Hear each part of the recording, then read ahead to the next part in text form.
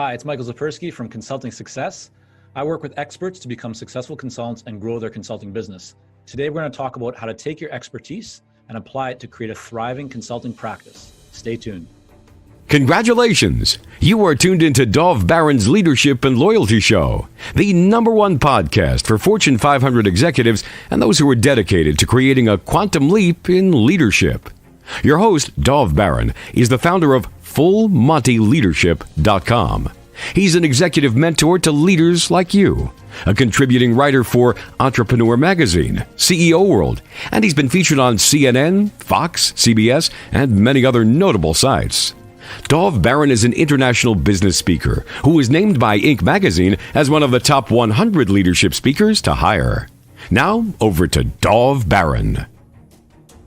Welcome, dear friends, fans, and fellow aficionados of leadership excellence. Thank you for joining us on this episode of Dov Baron's Leadership and Loyalty Tips, part of the Full Monty interview series. I'm your host, Dov Baron, founder of Full Monty Leadership, and I'm here to assist you tapping into your deep greatness so that you can reach that next level of clarity, focus, purpose, and profit in your business, your life, and your leadership impact. Today, we're going to take an insider look at executives transitioning out of the corporate world. It's a growing trend. As you listen, please remember that you can go and chat with us, our guests, and other fellow listeners on our Facebook group page that we now have by going to Dov Baron's Leadership and Loyalty Podcast. It's a group in Facebook. Get yourself over there. If you're a new listener, new viewer, thank you for joining us. Strap yourself in. We're about to go full Monty. Remember, you can find us on iTunes, Spotify, iHeartRadio, or wherever you get your podcasts. And we always need your help in staying relevant, so please get yourself over to iTunes, rate, review, and subscribe to the show. When you do so, again, go on to that Facebook page, tell us that you've done a review, and we'll give you a shout out live on air. So you can also catch us on traditional radio stations across the United States every Monday and Thursday, ranging from all the way from Georgia all the way to Wisconsin. We are across the state, so reach out and find us. You can also find us on Roku TV, where there's 100,000 subscribers. And if you're a regular listener, big thank you to you for making us the #1 podcast globally for Fortune 500 listeners, with a potential reach of 2.5 to 4 million listeners for every show. We're honored and grateful to be cited by Inc.com as the #1 podcast to make you a better leader. And you can also find us on Google Home and Alexa. Simply say, play Dov Baron Podcast. Thank you for sharing the show with everybody you know. All right, let's strip it down and dive right in. Whether you're a leader in any capacity, CEO, C-suite, sales leader, whatever it might be, you know that leadership and loyalty are massive issues. I wrote a book about it, you might remember, called Fiercely Loyal. Keeping your top talent is very difficult, but we tend to think of that as the lower levels, but it's also at the higher levels in that C-suite area of business. And part of the reason for that is that people are now beginning to become, even those executives who are trained in executives, to become a little bit more entrepreneurial and are considering taking the skills that they've used in those Fortune 500 organizations and taking them out into the world. So is that the right place for you? Is that the thing for you to do? And if it is, are you terrified of it? Because a lot of people are. And if you're wondering how to do it, stay tuned, because our guest today on this episode is Michael Zipursky. Now, he is the CEO of Consulting Success. He has advised organizations like the Financial Times, Dow Jones, RBC, Omron, and I knew I'd have a problem with this one. Sumitomo. Sumitomo. There you go. Sumitomo. And helped Panasonic launch new products into global markets. But more importantly, he's helped over 300 consultants from around the world in over 50 industries add 6 and 7 figures to their annual revenue through consulting success coaching programs. He is the author of the bestseller, The Elite Consulting Mind and Consulting Success. Ladies and gentlemen, please put your hands together and welcome Michael Zipursky.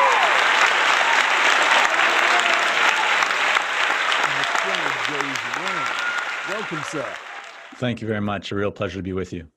And we should let our listeners know that we are, as we could be anywhere in the world, we're actually in the same city.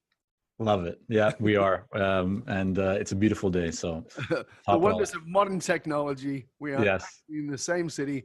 Where the only thing is that people won't understand is that where you are, it's daytime, and where I am, it's nighttime. That's true. Yeah. That's an interesting perspective there for sure.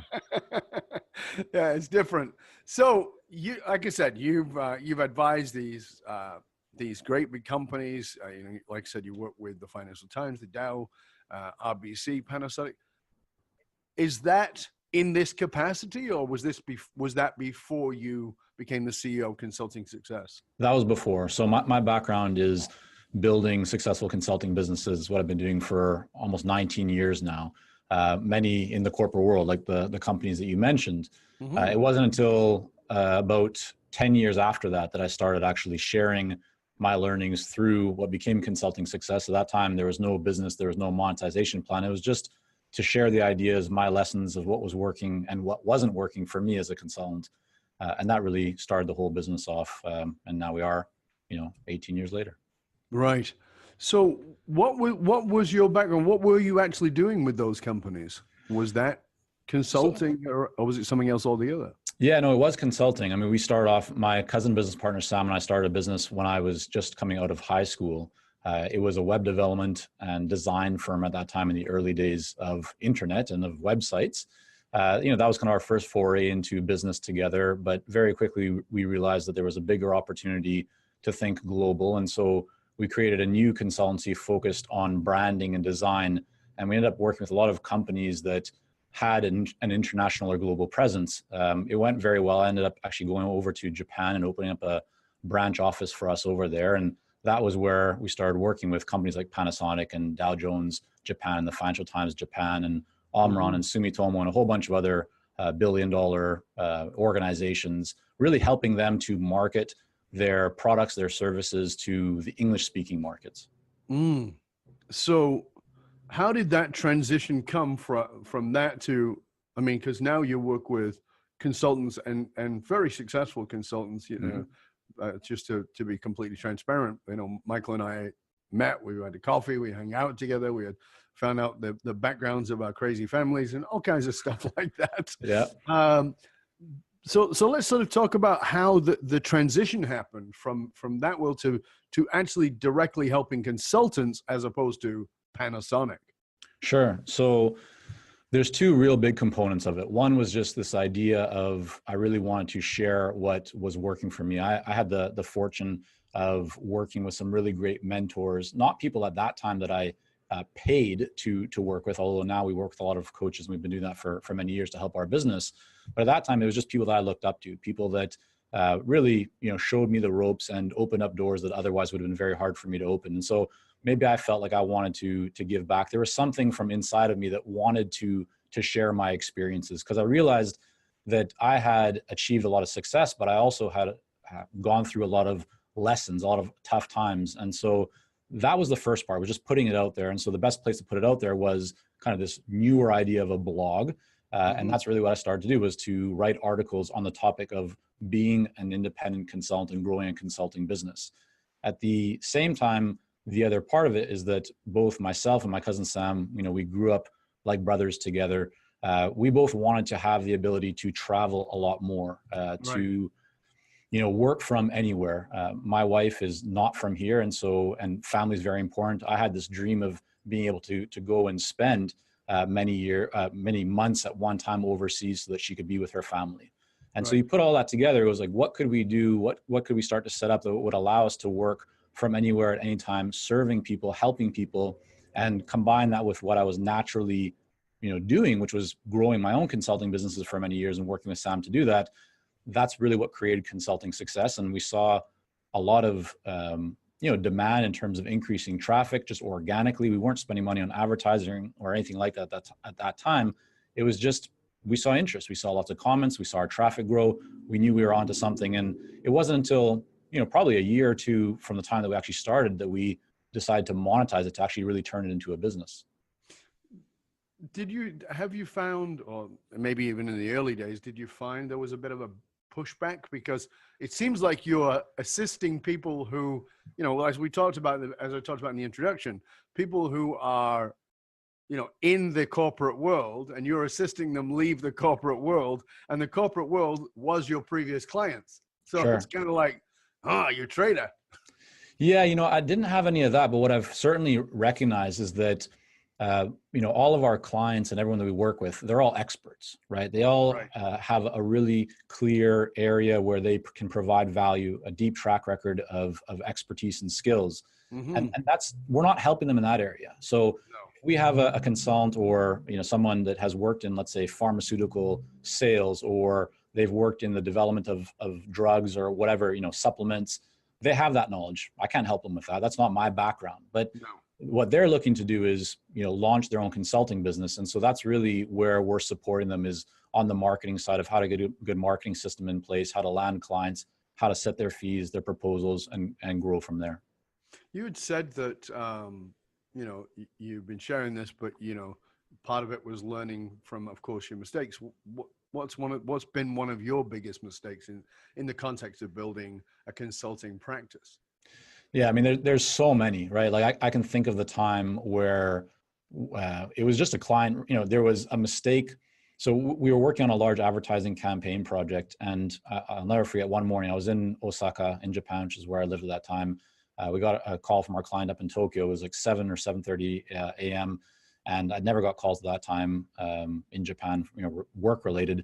And all of a sudden there was a big issue. We take the bullet train from Osaka up to Tokyo to deal with this client issue that I really didn't understand. I just wasn't sure what was going on. Supposedly there was an image that we were using in an ad that they had seen somewhere else. Anyways, long story short, what this whole lesson really taught me, we hashed it over a 3 or 4 hour, relationship building meeting. But it really was just the importance of relationships. And I've seen this throughout my whole career. In fact, our company at that time was called Kankei Culture. Kankei in Japanese means relationship. That's how much we believed in this. And so, for me, one of the lessons that I learned was reinforced at that time was how important it is to treat everyone that you work with a long-term view. I think in this day and age, it's very easy for people to just look at relationships as transactional. Like, oh, I'm going to win a client, I'm going to deliver for that client as quickly as possible and kind of move on to the next. But our best source for all of us of growth in our business isn't always from new clients. It's most often from our existing clients. And so really valuing relationships and finding ways to create more value, breakthroughs, results, more outcomes, and more positive outputs is I think a terrific place to focus on. And that lesson at that time, which knocked me down because it was a big client, I was in my early 20s at that time. And so working with people who were in their 50s and 60s, and I was in my 20s, and they're $1 billion organizations, and I'm just a small little consulting firm owner. It certainly was a hard time, but it was a really great lesson to learn. For me, it's the foundation of everything that we do. In our work as helping purpose-driven leaders build purpose-driven organizations by creating purpose-driven cultures, that is all built on the foundation of what is the relationship, and is this a relationship that you need to be in, or one that you need to get rid of because it's unhealthy and there's a dissonance there. But creating that center within yourself of being purpose-driven is what creates the resonance that allows people to go, okay, I am in the right place. But to your point, if we don't honor that, and often we don't, we get hungry and we go, well, who's next? What's the next one? As opposed to building and deepening the relationships that we have. So you say there's a big opportunity for executives to move from the corporate world into a consulting world, but that's got to be a pretty terrifying thing for a lot of people in that world, because let's just say I'm making up a number here just to use one, but let's say they're making 150 a year, and then to leave that behind and go out and do your consulting business where you could be on the bones of your ass in about 3 minutes. How help us understand, our viewers and our listeners understand that challenge of like, okay, how do I get over this? Yeah, sure. It's a really great question. I mean, the first part is that there has to be a driver. We recently did a Consulting Success, a poll, a survey of over 33,000 consultants in our community to ask them why they became consultants. And the number one reason was not what some people would expect. It wasn't because they wanted to earn more. That was actually the lowest response. The number one reason is because they want to realize their potential. Right. The number two reason was that they want to become their own boss and have that freedom and flexibility. Mm-hmm. So, going back to your point on purpose, when someone's looking to make that transition from executive to consultant, I would first look at, like, why are they doing this, right? Do they really feel like they want to realize their greater potential? And if that is strong enough within them, then making that leap, because we all know, when we face challenges, the challenges that we face, that's often where the greatest growth comes. If we're always doing things that are comfortable, then we're not going to be making much progress that is significant. So once we recognize that, yes, we're going to face challenges in anything that we do in any aspect of our lives or business that is new, but we know why we're doing it, and we're committed, again, to the long term. We're not just looking short term and thinking that somehow we're going to become a successful consultant in a week, but that it can take months. And for some people, if they don't have a good path, it can take them years to figure it out. So I would say that's the first thing. The second thing is to surround yourself with the right knowledge. And that can come from many different places, but you don't need to jump into the waters of a consultant without any kind of flotation device. There are tools, there's resources, there's a lot of different groups, organizations out there that can help people to learn the best practices. We've seen with many of our clients who leave the corporate world and become consultants that in many cases they can land their first clients in a number of weeks. They can get back up to six figures in income, within a few short months, sometimes even less than that, but sometimes it can take longer. So you're right, it can be a scary thing, but it doesn't need to be as scary if you surround yourself with a good community, the right resources, and also just the preparation, the mindset that this is going to be a long-term, endeavor. But if you really are committed to it, then it certainly will be worthwhile for you. Do you think that most people who go into consulting know what they're doing? They know what they're doing when it comes to their expertise. No, that's not what I mean. I mean, yeah, you mean in terms of the business side of it? Yeah, in the context of being a consultant, because I think you're absolutely right. The people have amazing knowledge, Mm-hmm. And you as well as I know that at the beginning of the internet, we all heard content is king. Sure. Right? And I've got content of the yin yang, but if you can't do anything with that content, then you're just a genius in your own garage. Sure. So that's what I mean. I think, do you think they know what they're doing? Definitely. So, I mean, the answer is that most don't, but I would say that's true for almost any business or, anything like that, in the case of consultants or executives that are transitioning to become a consultant, again, they have the expertise, so that isn't their issue.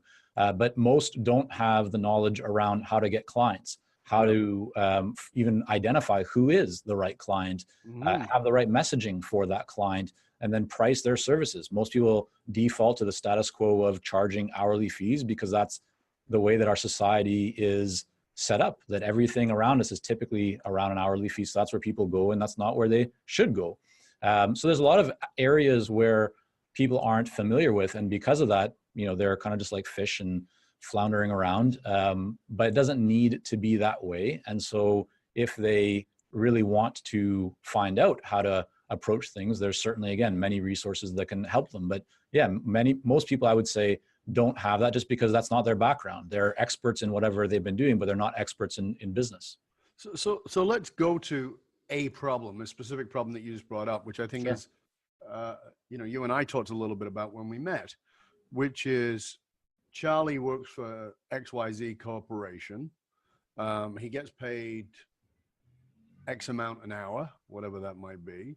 So he figures, okay, if I'm making, and I'm making up a number again, but if I'm making $200 an hour working for this company, and I can really make puppies a lot of the time, I don't actually have to do a lot, then I got to go out in the world and work, and I got to probably charge more.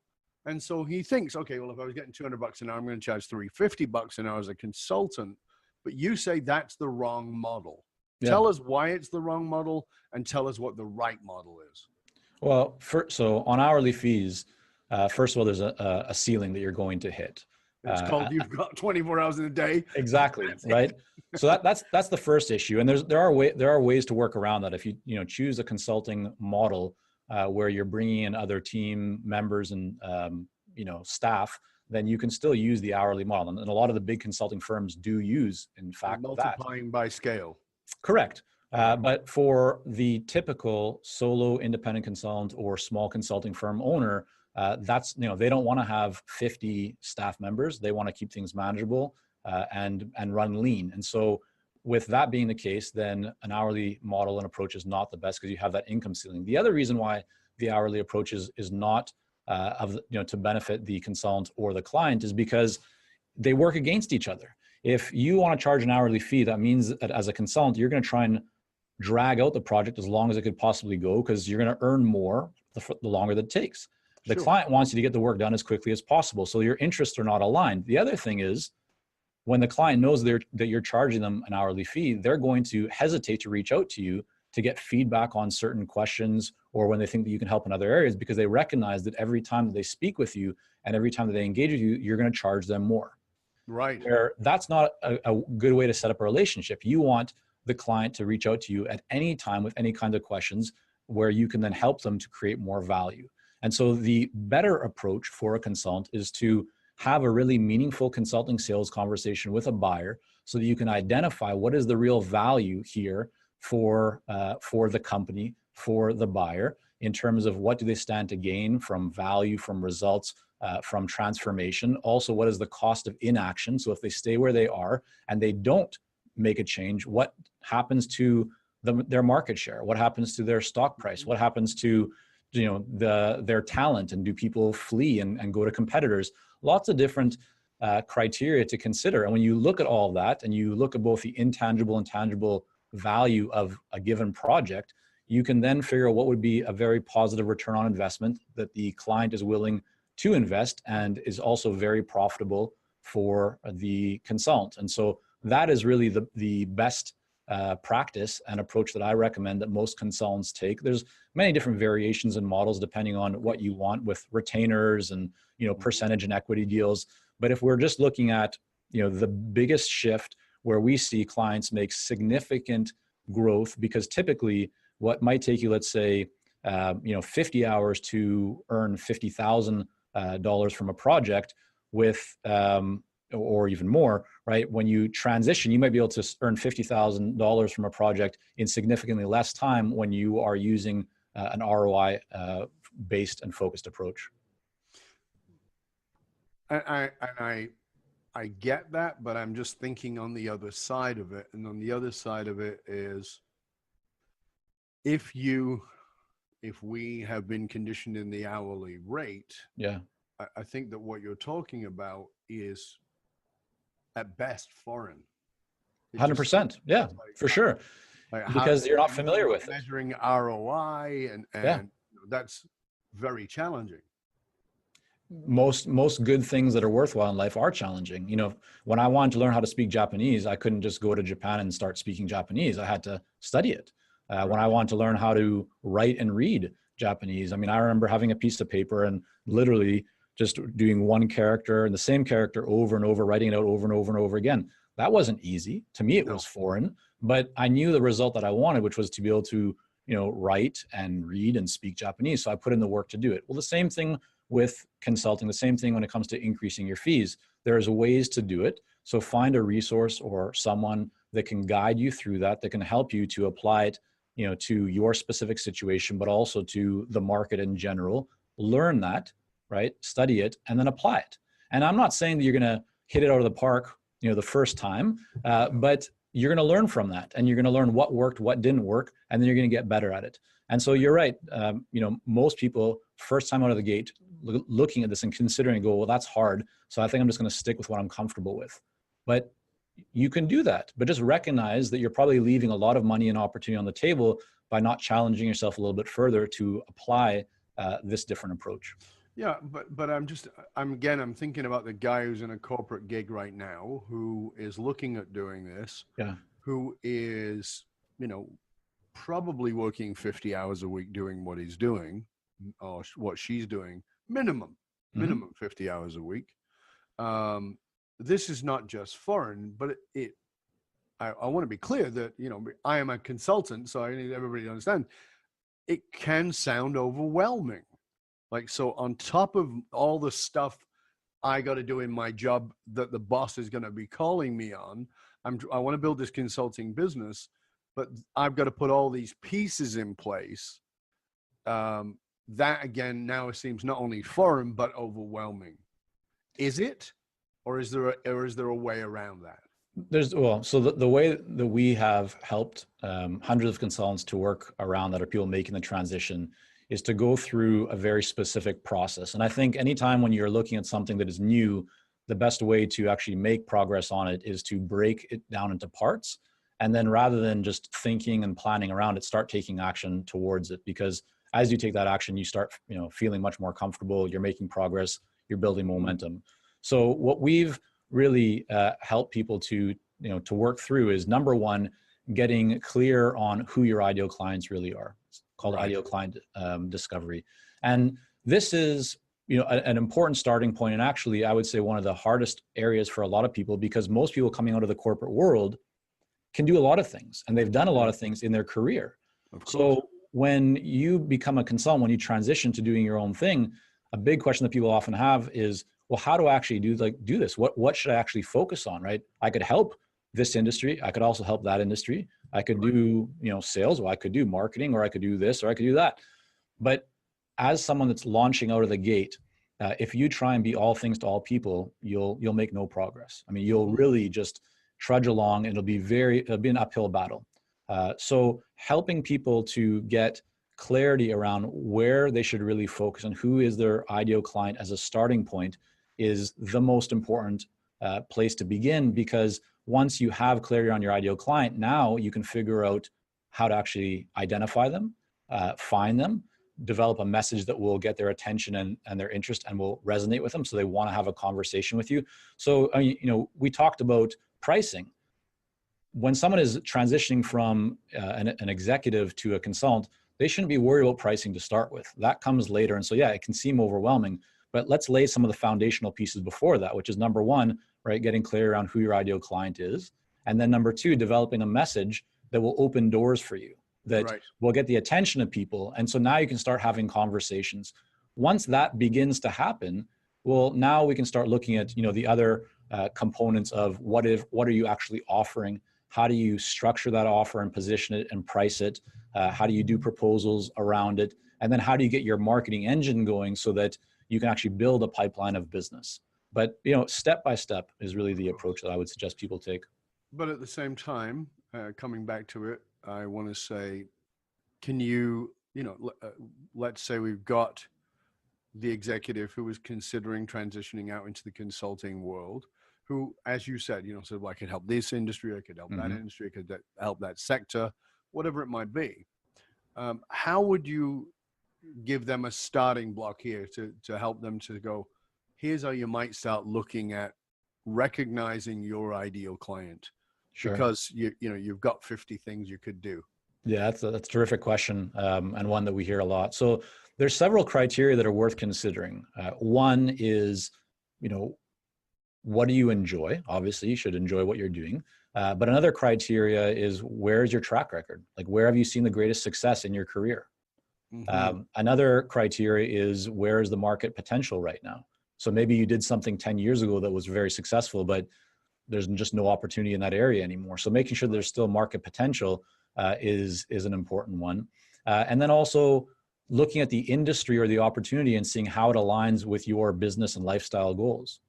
So you may find that there's an opportunity in a certain industry, but that people aren't willing to pay what you're actually looking to earn, to achieve certain monetary goals that you have. So when you line these up and you say, okay, what am I passionate about, or what do I actually enjoy doing? Where do I have the greatest success, where I've helped, in this case, employers or other companies that I've run or been a part of see really great growth or improvement? And then where's their market demand and potential? Looking at these factors and line them all up, you can start to cross different ideas off, or say, yeah, actually this one industry or this type of client or this type of, problem that people have, I've solved it consistently. I know there's a lot of growth and opportunity in this area, and I really enjoy it.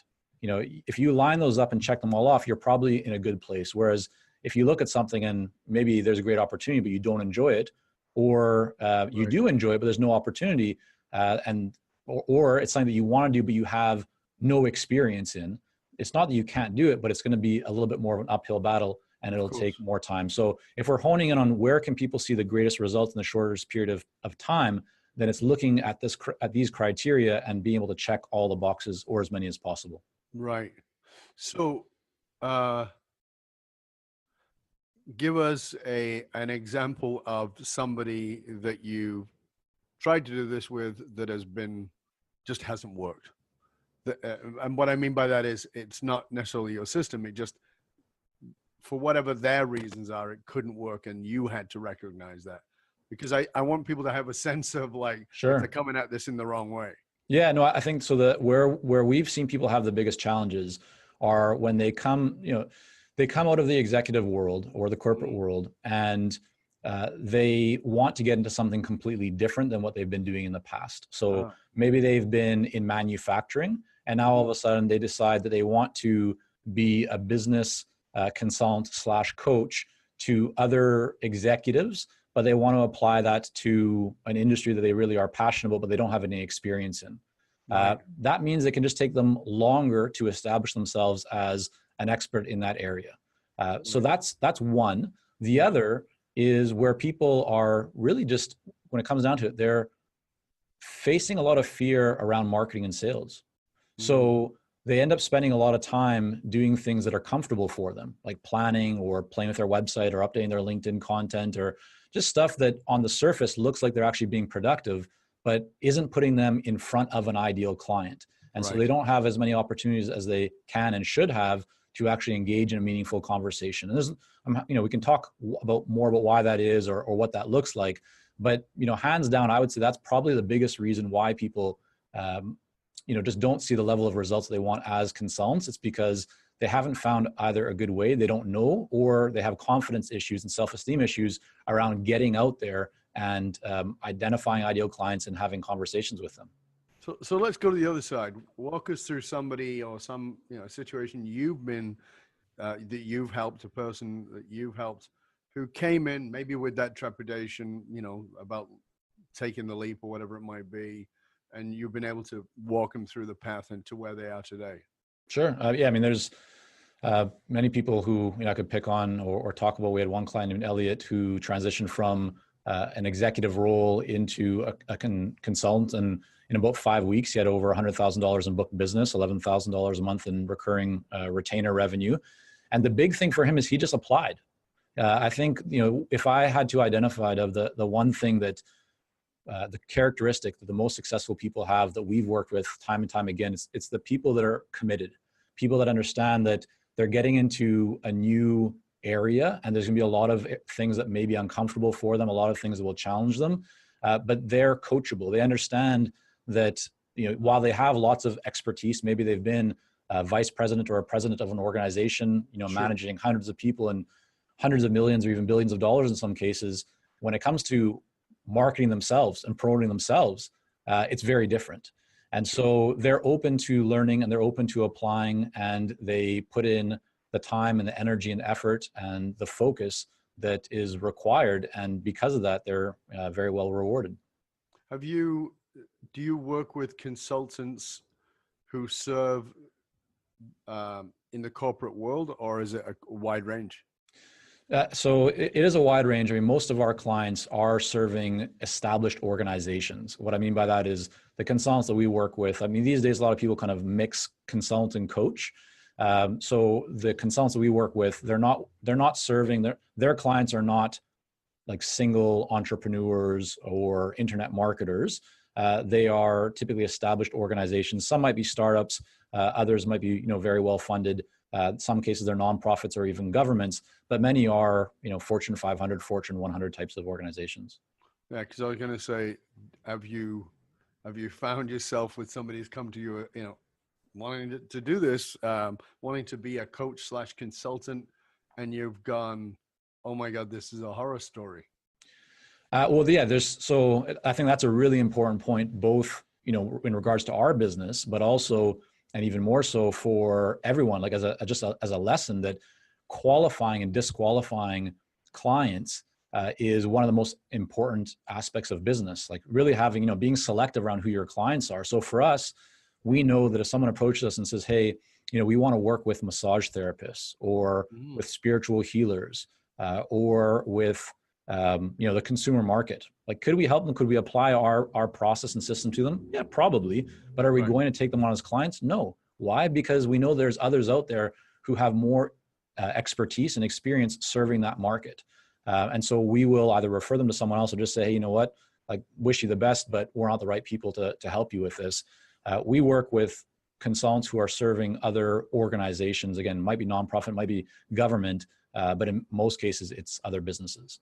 What are the top 3 mistakes of somebody who's in the corporate world who is moving into the consulting world?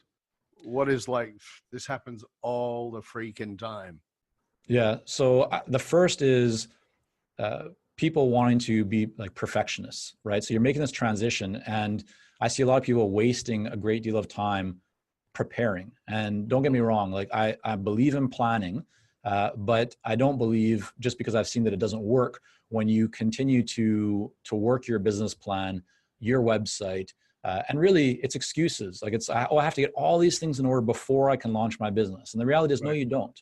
And I get that sometimes feels like it's a safety net, and that will maybe increase your confidence. So from that perspective, it's good, but you don't need most of the things that you think that you need to launch your consulting business. You just need to identify who can you really help, have a conversation to confirm if the problem that they're facing, the result that they want, is something that you can add value in and then make them an offer. Like, that's really what it's about. So number one, in terms of biggest mistakes, is overthinking, over planning, trying to get things just perfect. And I think, you and I both know from experience, there is no such thing as perfection, right? It's really about imperfect action. My clients hear me say that a lot, just because I'm a very big believer in putting stuff out there, because that's really where we learn.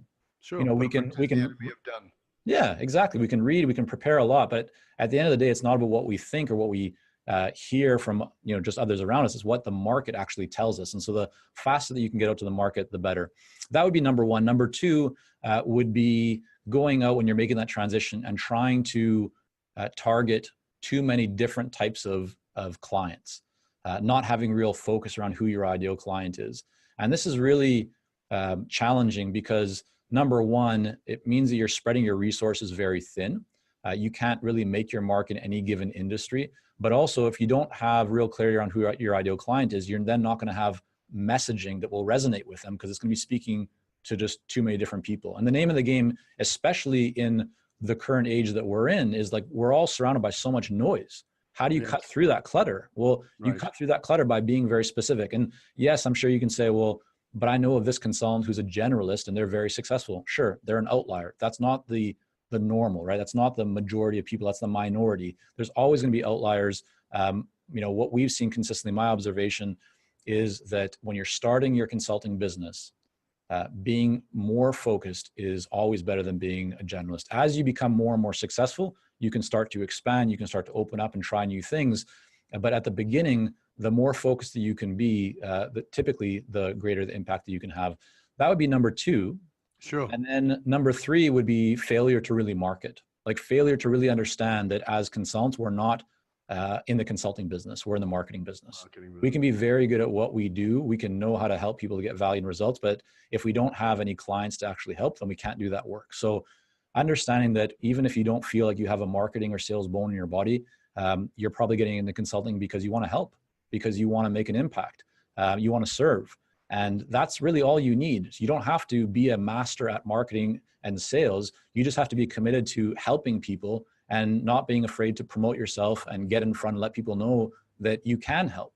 And so, if you're coming from the corporate environment, and it's typically not one that really promotes you talking about how well you've done, right? Your accomplishments, because everything is about how the company, like, sure, you can be recognized personally, but in most cases, you're not comfortable talking about your own successes. And I think that's one of the big challenges that executives have when they make that transition, is that they're not used to tooting their own horn and talking about their accomplishments and their results. But as a consultant, you need to do that, because if you don't, no one else is going to do it for you. So getting comfortable just with the understanding that marketing and promotion is not about your ego. It's about helping people that you can help see that you have the ability to actually provide them with a result and to alleviate a problem that they're facing. But That can be challenging for a lot of people. I mean, like you said, 100%. it's always easier to sell something or someone else. Sure. And so if you've been doing this for XYZ company, you know, you talk about how XYZ is a fabulous company and you should buy from them. It's a difficult conversation to say, listen, I'm XYZ and I'm fabulous and you should buy from me. That can be, I mean, I get some people are egomaniacs and it's easy for them.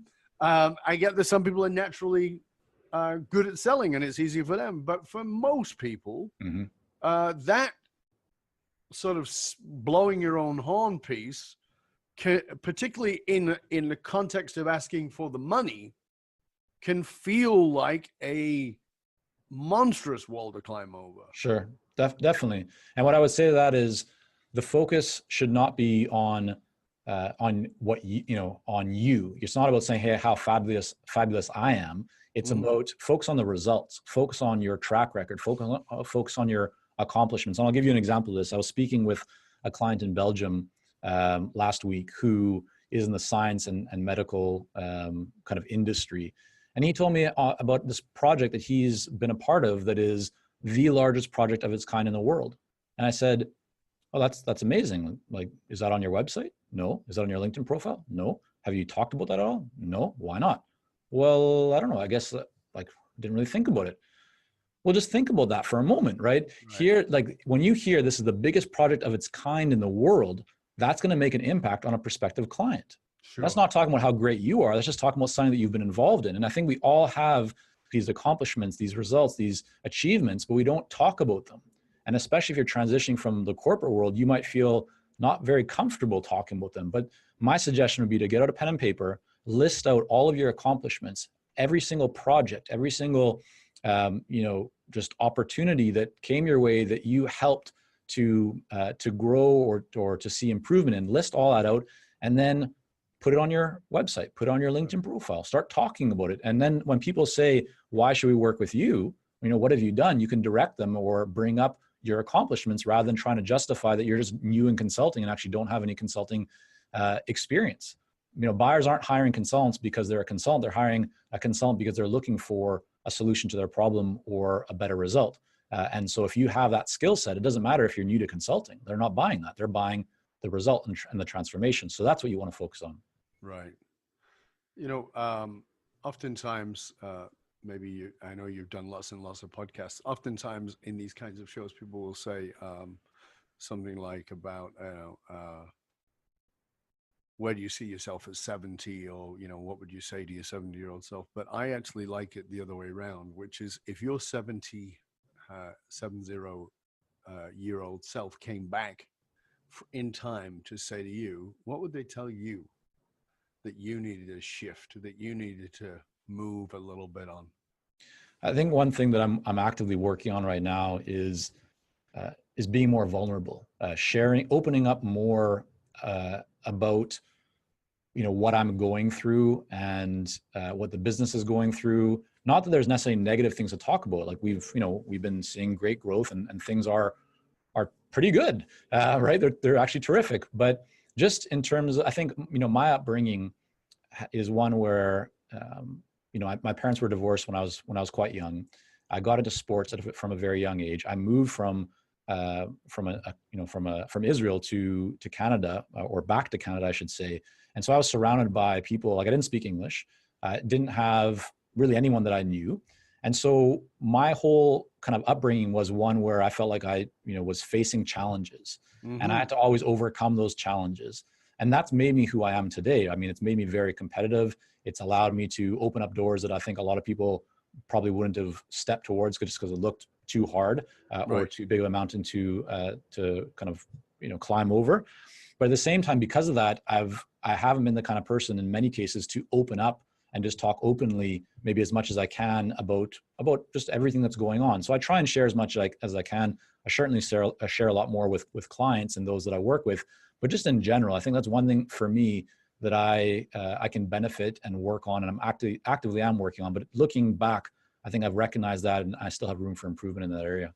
Yeah, it's one of the things you and I spoke about when we had coffee. I mean, it's the power of vulnerability that people just don't understand. Right. And particularly if you're brought up in a way of believing that vulnerability is weakness as opposed to a strength. And it can feel like, again, a big wall to climb over.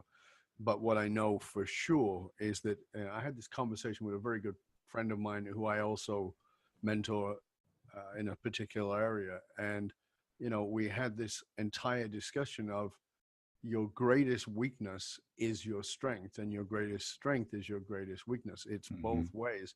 Yeah. And that revealing that chink in the armor, if you will, that thing that you struggle with, allows me as a potential client to go, oh, you're human, and that creates the bond. Right.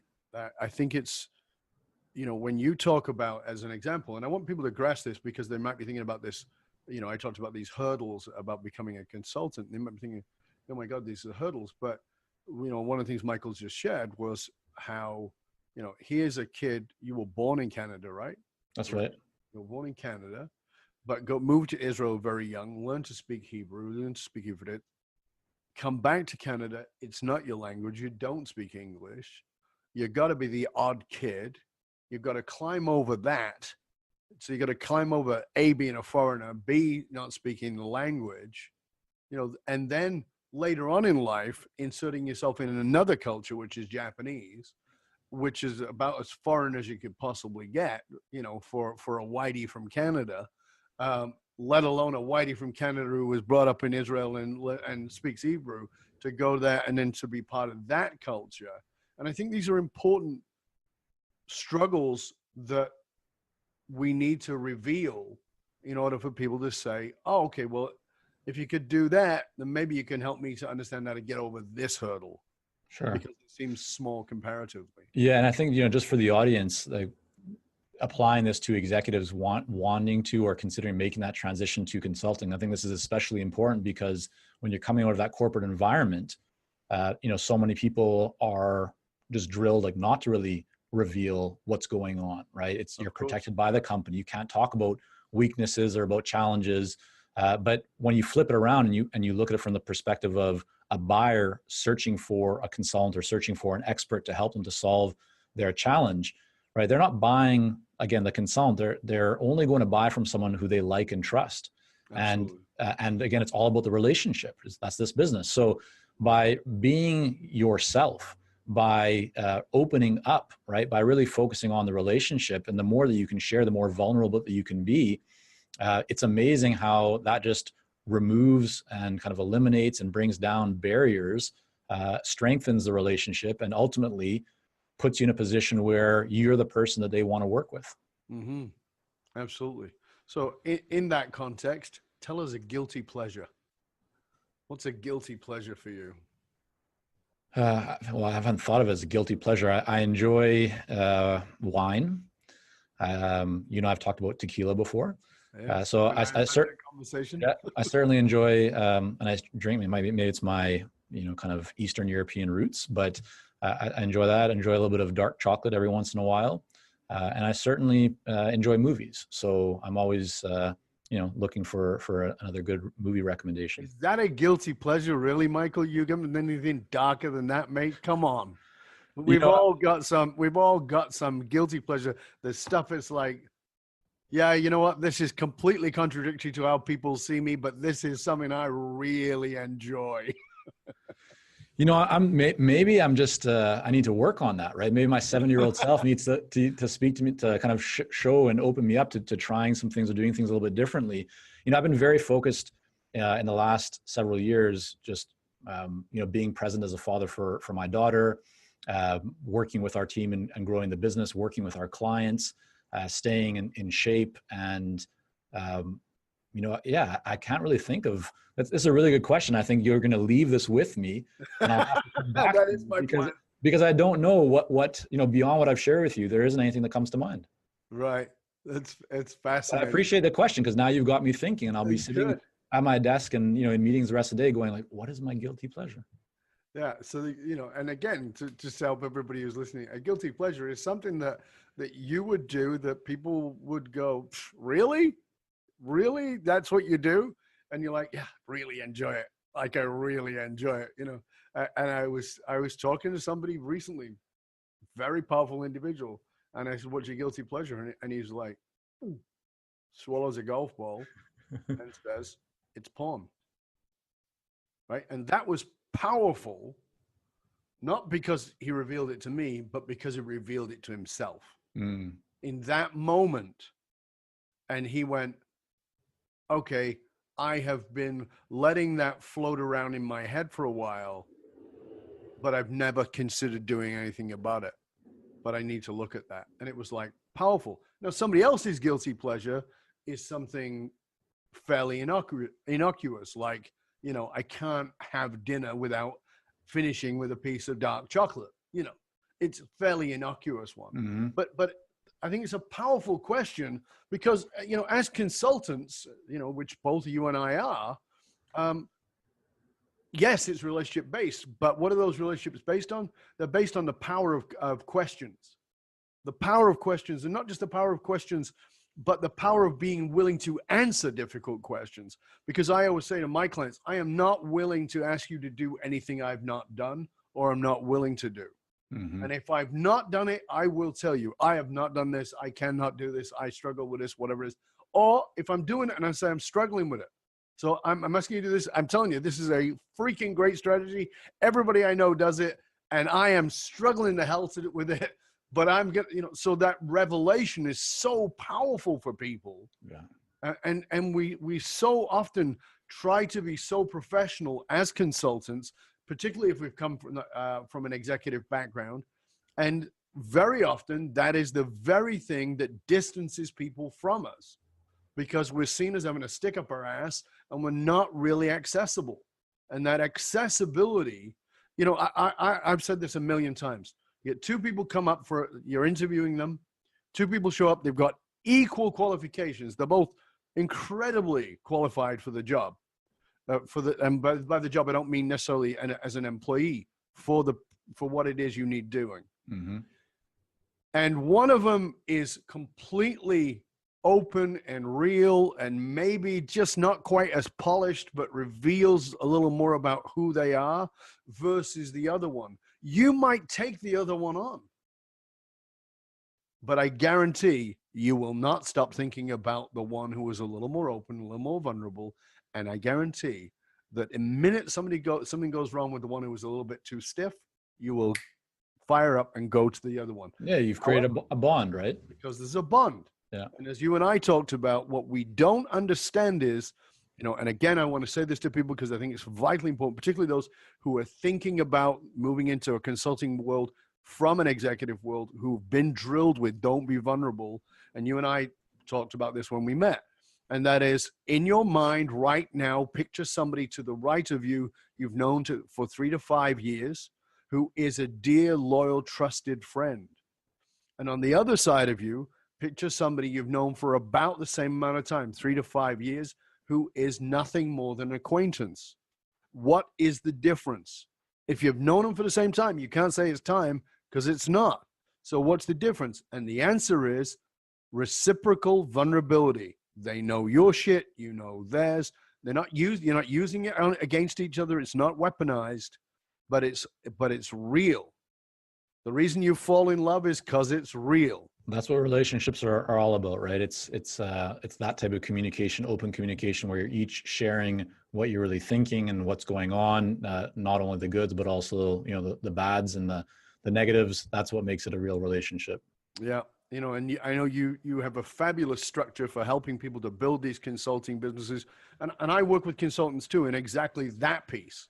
And like, you know, here's how you get the human side working. But you've got these fabulous systems and helping people to really put those in place.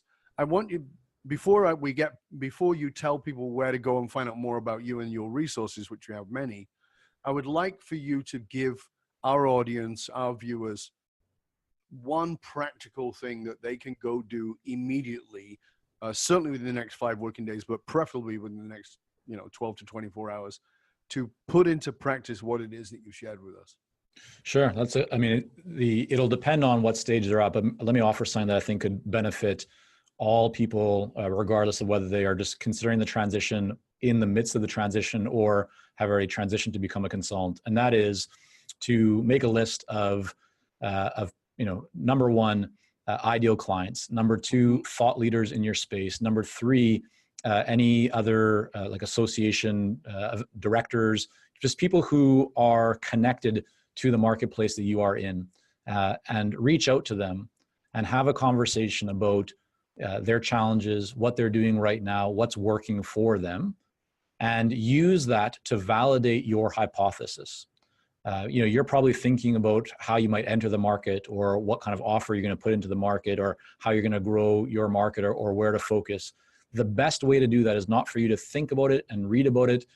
The best way is to actually, try it. And to try it, have a conversation with those people, learn firsthand what they are looking for, where they see the opportunity, what they're already buying. And if you do that with enough conversations, you're going to start to see common threads. You're going to notice that a certain percentage of all people are saying the same thing, like, oh yeah, we all have this issue, or we all just invested in this, technology solution, or what we have is really good, but it's missing this. If it had this, that would make a switch over.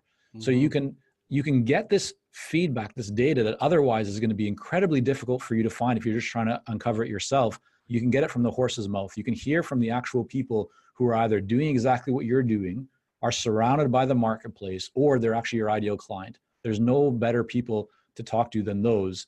And when you do that, you're going to be armed with so much information that you're going to be able to take it, to adjust it as necessary, and then go right back to those same people and to the greater marketplace and offer them exactly what they told you that they just want to buy. Yeah. And that's a great point, because, and it can be challenging. And what you just laid out is so great, is because if you know how to ask the right question, people will tell you exactly what it is that they want from you. 100%. And so often, I mean, I know I've done it myself many, many times. So often I show up with a solution that they don't even care about, as opposed to going, well, what do you really want? Yeah, I mean, that's a big challenge for a lot of consultants. They go out, they create these offers based on what they think the market wants. And then all of a sudden they're like, well, why am I not selling? Why is nothing happening in my pipeline really? It's because you don't have a match between what you're offering and what the market actually wants. And this stuff I learned firsthand. I mean, one of our early businesses, we were starting a new company, Sam and I, and we invested over $20,000 into a technology with programmers and to build it. The problem is we never asked the market if they wanted it. And so when we launched it, we found out very quickly that we had built something with all these features that nobody wanted. We had to pivot very quickly, make some changes to it. Luckily, we were able to do that successfully and turn it profitable. And, we sold it earlier, or at the end of last year. So it was still a good experience, but, we could have avoided that. And so this is why I continue to share this with so many people, is that you don't need to make these mistakes. If you go to the marketplace, if you ask the questions, you can learn very quickly what it is that people actually want. Yeah, well, very well said. Michael, please tell our viewers, our listeners, where they can find out more about you and about all the resources that you offer. Sure. So they can go to consultingsuccess.com. There's lots of resources there, both free and paid. If you want a 52-page guide on becoming a successful consultant, you can go to consultingsuccess.com/blueprint. And of course, you can find my book, The Elite Consulting Mind, and the upcoming new version of Consulting Success on Amazon. Fabulous. Thank you, sir. Well, it's been a pleasure and honor having you here. Hope you stay with us to the end. And I want to, again, I say this to you every time, I encourage you as the viewer, as the listener, to make sure that you don't just listen, but you actually put this into practice. And very oftentimes I know that you listen to this while you're driving or working out, whatever it is, but it's a good idea to listen back and take some notes and look at what you can actually do that's practical, because there's lots in here. And remember that you can go chat about this show or any of the past shows on our Facebook group page, Dov Baron Leadership and Loyalty Podcast. Go on over there and tell us what you got out of this show. Remember that the research consistently shows that one of the biggest challenges facing even the most successful companies is somewhat counterintuitive, that these fast-growing companies often hit a point where they realize that they are spending an absolute fortune attracting, training, and developing talent, only to have them leave at an just an alarming rate. If you're sick and tired of investing in your talent only to have them leave before you get your ROI, then come talk to us at fullmontyleadership.com, where we provide you with the essential leadership skills to rekindle and amplify the hidden loyalty assets inside of your organization by tapping into purpose. fullmontyleadership.com, providing you with the concrete soft skills to get you and your organization to the top and keep you there. Why? Because you can't outsource authenticity. And remember to stop by the Matrix. That's matrix.fullmontyleadership.com. You don't need a www. Just matrix.fullmontyleadership.com and get your authentic leadership matrix self-assessment tool. It's valued at $197. It's absolutely free to you because you're a viewer and a listener to us. Remember, you can catch us on Alexa and on Google Play. Just simply say, play Dov Baron Podcast. I want to thank you for sharing the show with everybody you know. Till next time, stay curious, my friend. Stay curious about your expertise and how valuable they might be out in the world beyond the corporate. I'm Dov Baron, and I'm here to assist you tapping into your deep greatness to reach that next level of clarity, focus, purpose, and profit in your business, your life, and your leadership impact. And I am out.